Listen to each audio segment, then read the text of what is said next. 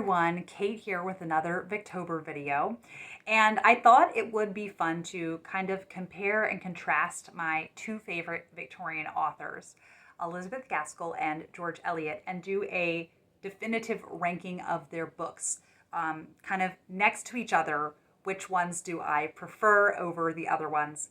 And I think that this wouldn't work if I was trying to do, Mary Elizabeth Braddon and Elizabeth Gaskell, or Charlotte Mary Young and Wilkie Collins. That you have to pick. I think it's kind of easier for me to rank them because they are both in the domestic realism category.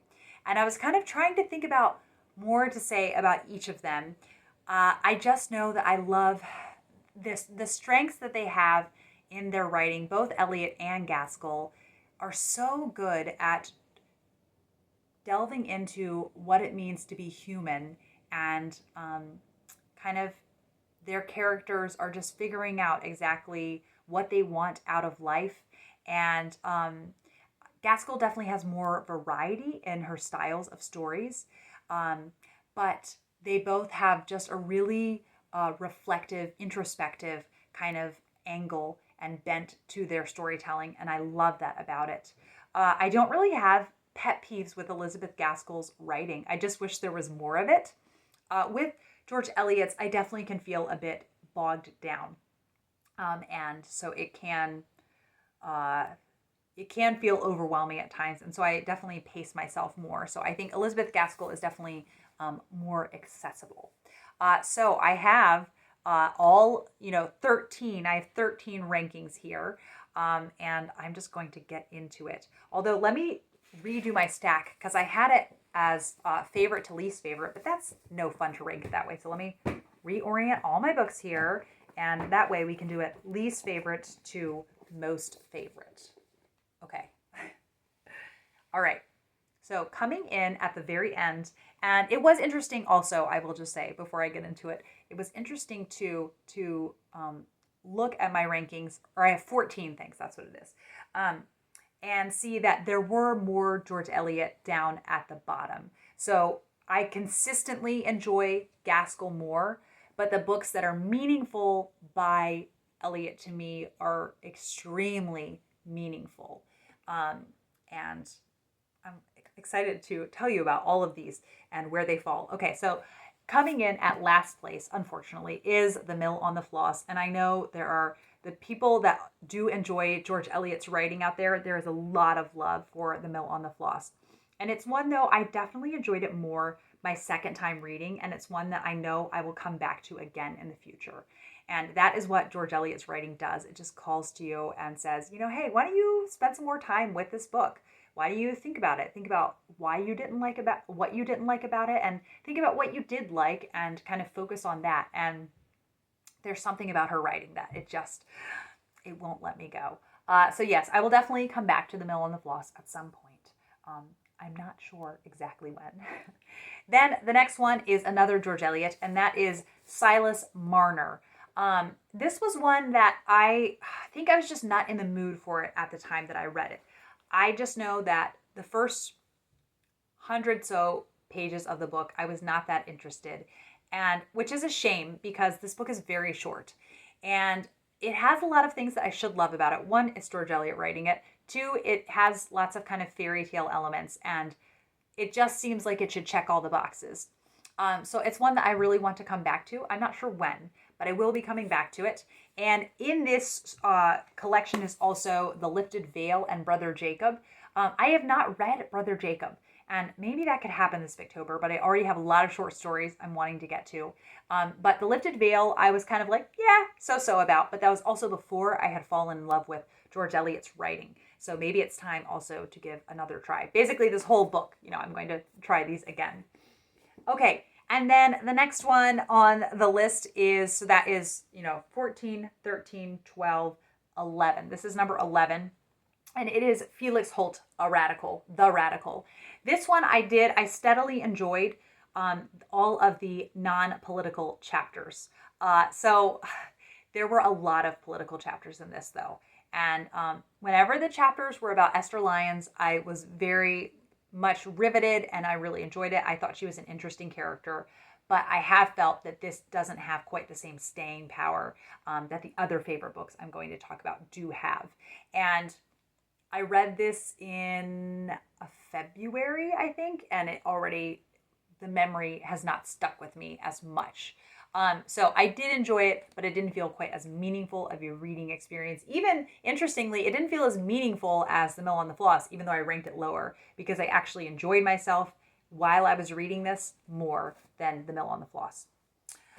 Okay, then the next one on the list, finally, we get to a Gaskell. So the, ones all on the bottom are going to be the Eliots that I didn't enjoy as much. My least favorite Gaskell is Ruth, but it is Gaskell. So this means that I still very much enjoyed it. And this is one that I want to reread, hopefully in the near future. It was just a bit anticlimactic. I think that's what it was. There were some really sweet parts, and I liked that it did end on such a hopeful note, which Elizabeth Gaskell is just wonderful at doing. But I just didn't connect with the story that much. The Fallen Woman, I did really like, as opposed to Tess of the D'Urbervilles, which does end, it's just tragic. It's just tragic. That's all. So I like this being more hopeful, but I just didn't feel that invested in the characters in the story. But definitely one that I want to come back to at some point. And the next one is a little novella from Scenes of Clerical Life. The other two, I don't even know. I guess they just would have been at the end of the ranking. But Janet's Repentance, I adore. It just blew my mind. And I love that George Eliot was able to write such a powerful story that took up such little time. And this little collection, I know that Charles Dickens wrote to her and said, I know your pen name is George Eliot, but do you happen to be a woman? Because the way that you told the story seems like a way that a woman would tell the story. And he was highly praising her writing in it. And Janet's Repentance, I loved how intimate the small community feel was, and your heart is breaking for Janet, this situation that she's put in, this impossible situation. And Eliot just writes it so compellingly. And then the next one is a Gaskell, and that is Cranford. This is just a very sweet little book of happenings. And I actually have an edition of Cranford that has illustrations. Here it is. Let me grab that because I love the illustrations in this. Let's find it. Here we go with Mr. Mulliner. And Cranford is not, you don't expect to have this mind-blowing experience when you read it. But Elizabeth Gaskell does mundane really well. And you see that in spades in Wives and Daughters. And these little illustrations I just love. And then the end papers on this. This is is it called the Collector's Library? I love this so much. And I really want to I've seen they have Diary of a Nobody in this with the original illustrations. So yes, Cranford, very small town feel and just funny, really, really funny. And Elizabeth Gaskell used a lot of her kind of real life experiences in this. So just to know that she basically knew the inhabitants of Cranford is really wonderful to think about. And then the next one that now we're getting to the, wow, these were amazing kind of section of the list. And it is Adam Bede by George Eliot. This was the book that made me realize, okay, I think I could actually fall in love with George Eliot's writing. It is very plot-oriented and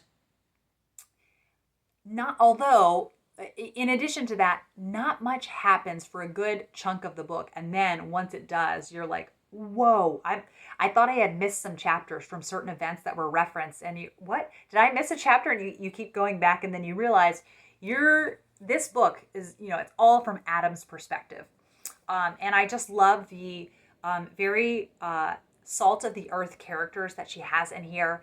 And Adam and Hetty Sorrell and Dinah Morris and Adam's brother Seth and Adam's mother, who she is just a big, just full of emotions.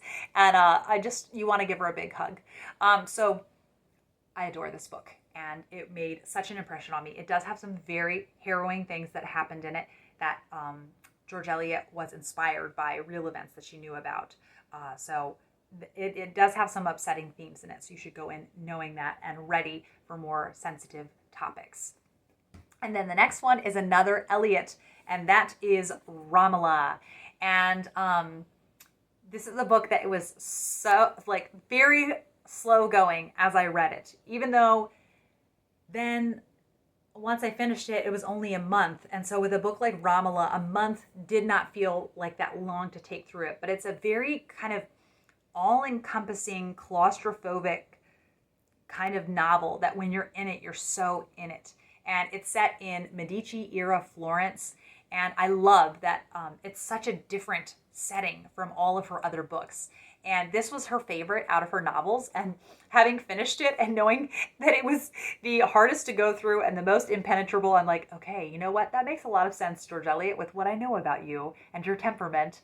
And it's splendid. It is a splendid, splendid book. But also, it's not even actually that long for a Victorian novel. It is just over...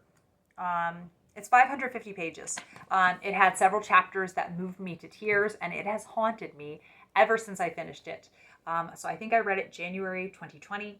At some point, I'm going to reread this. And I want to first, though, read...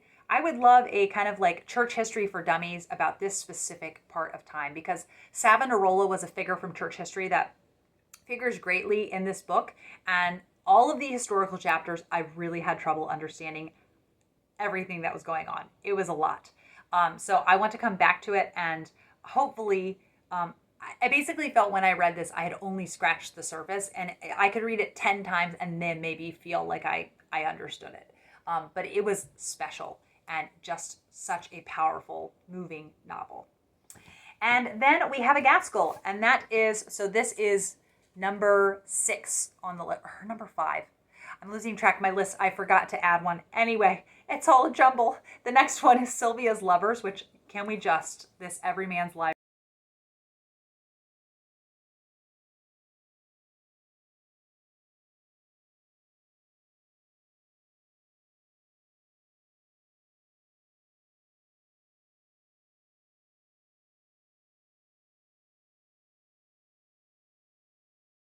Edition, and I'll show you the beautiful dust jacket, or with beautiful just naked hardback is this purple. I love that. So Sylvia's Lovers is one that I feel is can be very hit or miss for Gaskell fans, and it is very much it feels like a Hardy in that the landscape is a character of its own. It's isolated and desolate, this community. It's a fishing community, so that's like they live and breathe and eat, fishing economy.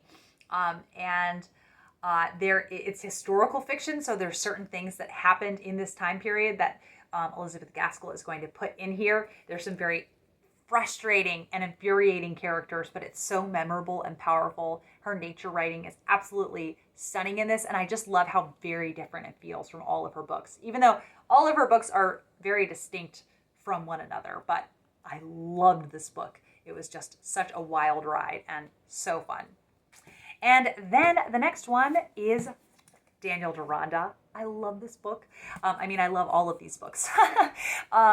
So what I loved about Daniel Deronda is that I first started George Eliot with Middlemarch and was like, I'm done with you forever, George Eliot, when I finished Middlemarch for the first time, and I was just not feeling it. But then I decided to try Daniel Deronda, and this is much more approachable, and I love getting swept away in this world. Grand Court Malinger is one of the most despicable characters ever, so there's a fair amount of the book that it's not fun to be in that part of the book, but I really love how you get to know these characters so well, and you get caught up in their world. And then there's a lot of about religion in here, which also in Romola, and it's so fascinating that George Eliot was so comfortable writing about that, since she was not a person of faith herself.